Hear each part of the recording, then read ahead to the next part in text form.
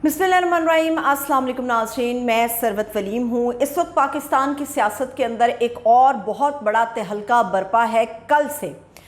कल इस वजह से वो तहलका नहीं है कि हुकूमत अपने घर को रुखसत हो गई है, बल्कि तहलका इस बात पे है कि पाकिस्तान के अंदर 7 मार्च 2022 के बाद जो हमें सियासी अदम इस्तेहकाम का या सियासी बहरान का सामना था, पाकिस्तान के अंदर जो कुछ होता रहा 15-16 महीनों के अंदर, उसकी बुनियाद से सिर्फ एक साइफर जिसको साबित करने की कोशिश की जाती रही कि वो झूठा है। इस वक्त जो साइफर की कहानी है वो सच साबित हुई है। साइफर की कहानी के अंदर चंद वो जुमले हैं जो कि तहरीक-ए-इंसाफ के चेयरमैन जलसा-ए-आम में लोगों के सामने रखते रहे, अपने इंटरव्यूज़ में उसके ऊपर गुफ्तगू करते रहे, सच साबित करने की कोशिश करते रहे। मगर जो हुकूमत 15-16 महीने इस मुल्क के अंदर बर्बादी का सामान करके गई है, उसके बाद पता चला है कि आखिरी दिन के अंदर कि साइफर झूठ नहीं बल्कि एक हकीकत थी। और ख़ुद अमेरिका बहादुर ने भी इस बात की तस्दीक कर दी है कि रिजीम चेंज के अंदर अमेरिका बहादुर का हाथ था। अब इसकी बड़ी खौफनाक किस्म की हकीकत है, खौफनाक किस्म की तफसील है जो मैं आप लोगों के साथ शेयर करने जा रही हूँ कि साइफर के मामले के ऊपर जो हमारे सामने ये मामलात रखे गए कि ये झूठ है, उसका सच क्या है, बड़ा भयानक वो सच है, वो मैं आपके साथ शेयर कर लेती हूँ। हमने सब ने देखा कि तहरीक-ए-इंसाफ के चेयरमैन बार बार कहते रहे कि अमरीकी साजिश उनके ख़िलाफ़ हुई, रजीम चेंज हुआ, और उसके ऊपर बार बार ये कहा जाता रहा कि ये आदमी जो है वो पाकिस्तान को इसने दुनिया से कट ऑफ कर दिया है, हमें अकेला कर दिया है, दोस्त ममालिक के साथ ताल्लुकात ख़राब हो गए हैं। आगे बढ़ने से पहले मैं आपको बता दूं कि हमारे जो शहबाज शरीफ साहब हैं, उन्होंने एक मशहूर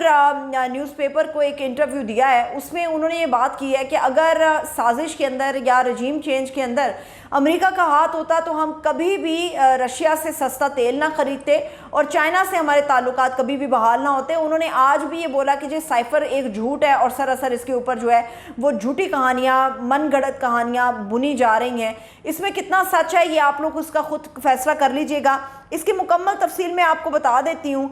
इसमें साइफर में खुले आम ये अल्फाज में लिखा हुआ है कि जिस शख्स की तरफ से ये साइफर प्रोवाइड किया है इंटरसेप्ट को,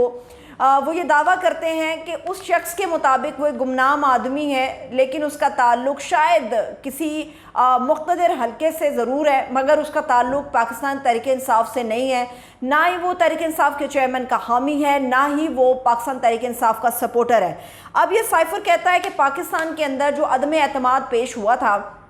और 7 मार्च 2022 के अंदर जो कहानी स्टार्ट हुई थी, उससे अदम एतमाद पेश होने से एक दिन पहले जलसा-ए-आम में इमरान खान ने या तहरीक-ए-इंसाफ के चेयरमैन ने अपने तमाम लोगों को बता दिया था कि रिजीम चेंज एक साजिश होने जा रही है। और साइफर का एक सफ़ा उन्होंने बिल्कुल एग्जैक्टली इसी तरह से लहराया था लोगों के सामने कि ये वो अमरीकी साजिश है जो यहाँ के लोग मिलकर मेरे खिलाफ करना चाहते हैं ताकि मुझे इक़्तिदार से बाहर किया जाए। ये साफ साफ कहा गया था उस साइफर के अंदर कि अगर तो तहरीक-ए-इंसाफ के चेयरमैन को हटा दिया जाएगा तो अमेरिका के साथ ताल्लुकात आपकी गर्मजोशी के साथ आगे बढ़ेंगे। उसके बाद पाकिस्तान के अंदर हमने देखा कि नो कॉन्फिडेंस हुआ और तहरीक-ए-इंसाफ की एक बड़े मैंडेट को लेकर आने वाली हुकूमत को, एक पार्टी को घर की तरफ भेज दिया गया।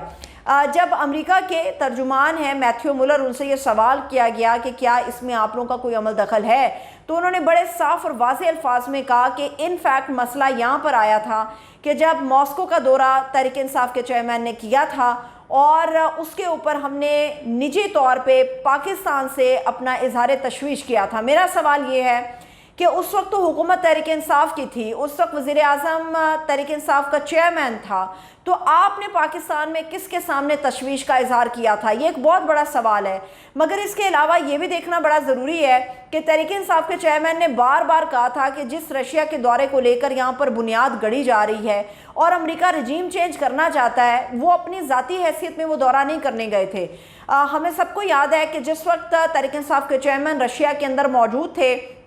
एग्जैक्टली उसी दिन जो था वो रशिया की तरफ से यूक्रेन के ऊपर अटैक किया गया था। रशिया और यूक्रेन की जंग उसी दिन शुरू हुई थी, बाकायदा अटैक उस दिन हुआ था। अमेरिका बहादुर ये मानता है कि हमने अपनी तशवीश का इजहार किया था, मगर चेयरमैन ये बार बार कहता रहा कि ये दौरा मेरी ज़ाती हैसियत में नहीं था, फ़ॉरेन ऑफिस को इस दौरे के बारे में इल्म था। اس کے علاوہ یہ بھی بتایا جاتا رہا کہ فارن آفس کے علاوہ جو اس وقت کے آرمی چیف تھے ان کو بھی یہ پتہ تھا کہ میں یہ دورہ کرنے جا رہا ہوں، ان کی اجازت اس میں شامل تھی، رضامندی شامل تھی، جتنے بھی متعلقہ ادارے تھے ان تمام کو یہ پتہ تھا، ان کے نالج میں تھا، ان کے علم میں یہ بات تھی کہ میں رشیا کا دورہ کرنے جا رہا ہوں، اور باہمی رضامندی کے ساتھ پھر تحریک انصاف کا چیئرمین جو اس وقت پاکستان کا وزیر اعظم تھا وہ رشیا کے دورے پر گیا تھا۔ مگر آج امریکہ کے جو ترجمان ہیں محکمہ خارجہ کے میتھیو ملر، وہ یہ تسلیم کرتے ہیں کہ ہم نے اپنی تشویش کا اظہار کیا تھا۔ اصل میں گیم اسی وقت شروع ہوئی تھی جب تحریک انصاف کے چیئرمین نے رشیا کا دورہ کیا تھا۔ اب اس سائفر میں اور کیا لکھا ہوا ہے؟ اس سائفر میں ایسی گناؤنی قسم کی تمام چیزیں شامل ہیں جو بار بار ہم سنتے رہے، زبان زدیں عام رہی، اور پھر ہم نے دیکھا کہ اس نو کانفیڈنس کے بعد پاکستان کے اندر جو سیاسی بحران تھا وہ بہت زیادہ شدت اختیار کر گیا تھا، اور اس سیاسی بحران کی وجہ سے ہم نے یہ بھی دیکھا کہ جو کہ تحریک انصاف کے سپورٹرز تھے یا اس کے چیئرمین کے حامی تھے، ان کے اور فوج کہوں یا اسٹیبلشمنٹ کہوں، ان کے اور دیگر سیاسی جماعتوں کے خلاف وہ صف آرا ہوئے۔ پھر یہاں سے وہ کہانی شروع ہوئی کہ معاملہ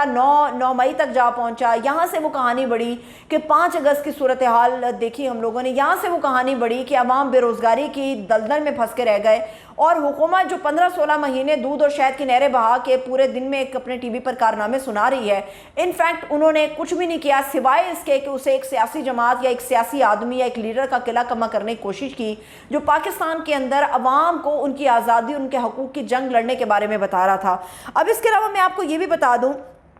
کہ اب بار بار یہ کہا جا رہا ہے کہ شاید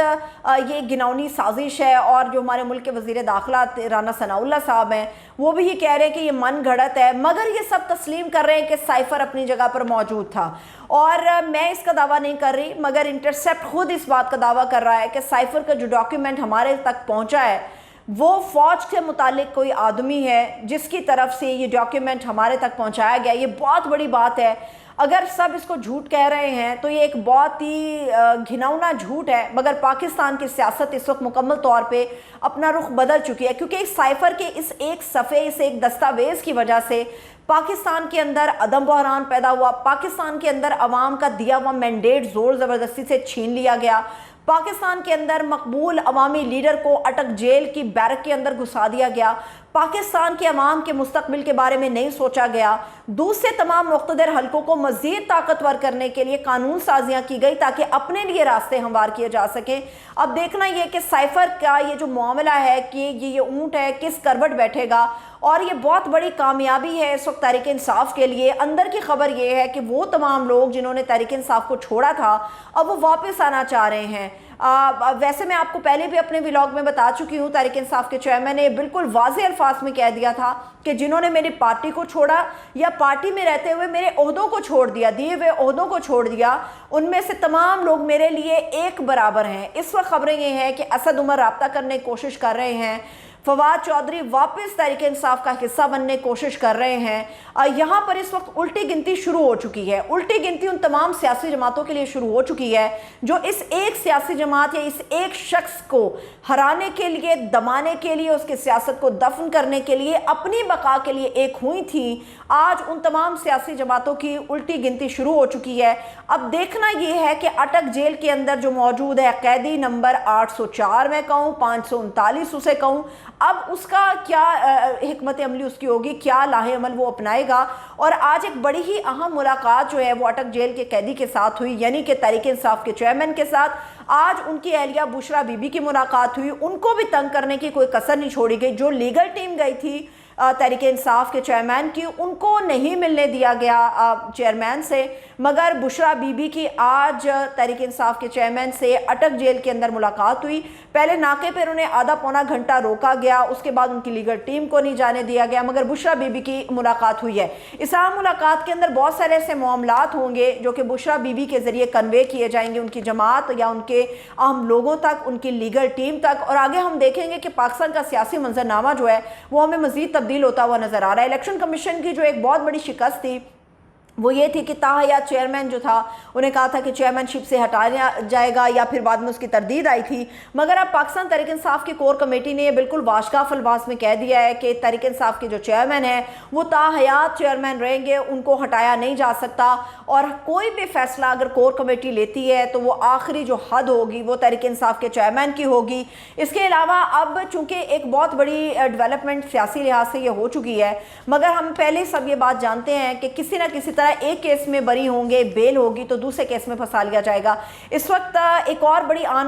مشکل آن کھڑی ہوئی ہے، وہ ہے 190 ملین پاؤنڈ کا سکینڈل۔ اس کے اندر جو ضمانت ہے وہ عدالت کی طرف سے خارج کر دی گئی ہے، توشہ خانہ ٹرائل کیس کے حوالے سے بھی ہم نے دیکھا ضمانت خارج ہو گئی تھی۔ تو آج جو بڑی عام ملاقات ہوئی اٹک جیل کے اندر بشرا بی بی کی، دیکھ رہی ہے کہ اب کیا ڈیولپمنٹ ہمارے سامنے آتی ہیں۔ کیئر ٹیکر سیٹ اپ کو لے کے بھی ظاہری سی بات ہے کہ وہ چیئرمین کی جو گفتگو ہے یا ان کی ہدایات ہیں وہ پارٹی کے دیگر لوگوں کو جو بڑے قریبی سمجھے جاتے ہیں یا ان کی لیگل ٹیم تک پہنچائی جائے گی۔ اس کے علاوہ بار بار کوشش ہو رہی ہے کہ کسی طرح سے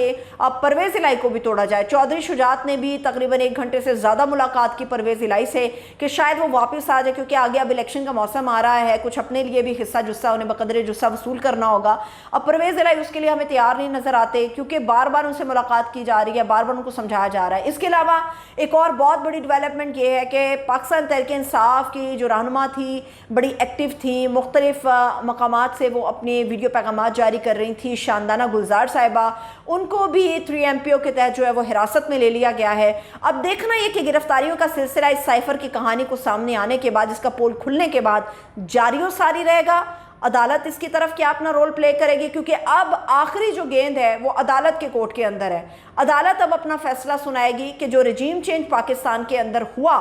اس کا اصل ذمہ دار کیا ہوگا، اور یہ دیکھنا ہے کہ یہ ساری چیزیں آئندہ الیکشن پر کتنی اثر انداز ہو سکتی ہیں۔ مجھے اجازت دیجیے، اپنا خیال رکھیے، خدا حافظ۔